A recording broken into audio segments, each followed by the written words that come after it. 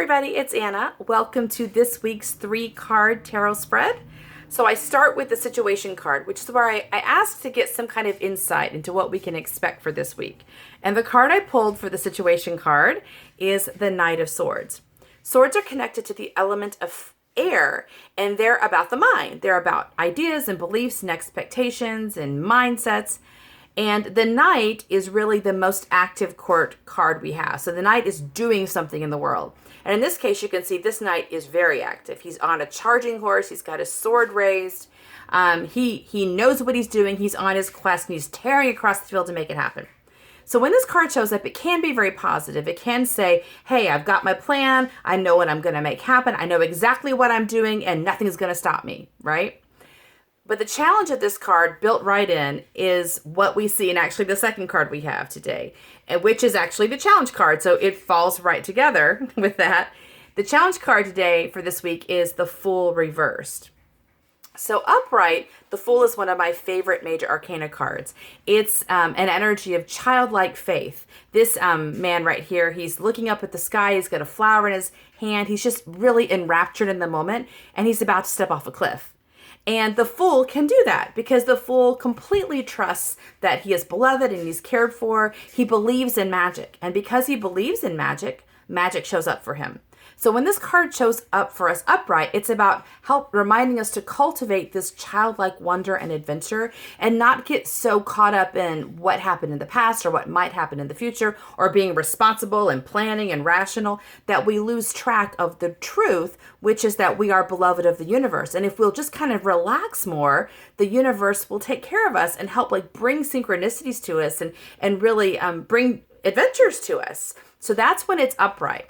When the card is reversed, it suggests to me that we are not being the holy fool, we are actually being foolish, which is to say we are not confronting something in front of us. Like there's something trying to talk to us, trying to get our attention, some misalignment, some problem, but instead of engaging that, we're putting on rosy colored glasses and pretending like things are fine. So we're just going to we see the cliff, but we're going to walk over it anyway, pretending it's not there.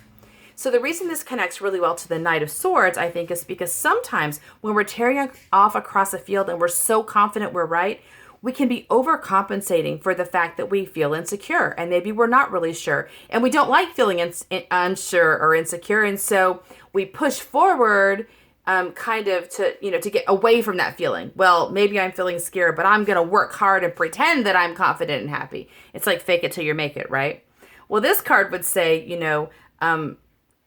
something is actually talking to you and trying to get your attention. And it's wise for you to take that time to stop and consider, what are you trying to ignore? What is the thing that's trying to get your attention? And maybe, that's the challenge to this card. So maybe pause before you tear off across the field. Now, the third card I picked is the action step card. And to me, this really ties the whole thing together. We have the Seven of Pentacles.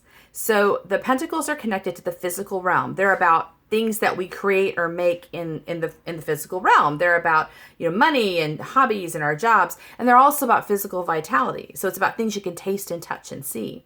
And the number 7 is connected to discernment. So that is making wise choices. So in this card, we see this fella. He's next to a bush. It's a beautiful bush. He's been working on it. He's got the hoe in his hand. But right now he's pausing. He's looking at the bush as though he's considering something.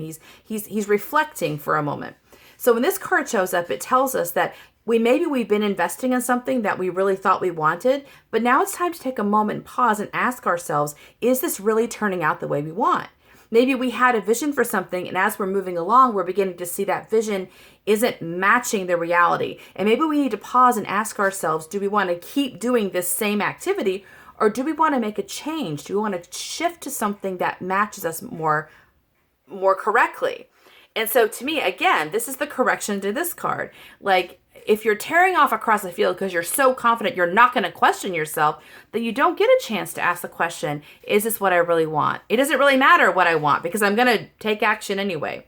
So to me, the message for this week is about letting yourself pause, not requiring yourself to stick to your plan that you made a week ago. If today it feels like you're getting new information, you're getting new clarity, and it's time to pause. So when we have a plan. Sometimes the theory is like, well, you stick to your plan, you never vary from it, you never change from it. The problem with that is it assumes that when you start the plan, you have all the information. Like nothing's going to show up, nothing's going to change. And the truth is, every day we're getting new information. Like every day there is adventure, there's shifting. So you know more now than you knew a week ago. And so will you listen to your wisdom now and make the changes you need that to really stay true to your life? And I think that's actually the message I'm getting from this week is it's great to have a plan, but the plan should be workable and movable to the wisdom that's constantly coming up in us. And that's not a failure of our perseverance or a failure of our willpower. That's wisdom when we're able to adjust and change on the fly and listen to the messages of our soul as they come up for us. That's actually the path that works the best when you're trying to, develop a spiritually enriched life. So hope that's helpful for you. See you next time. Bye.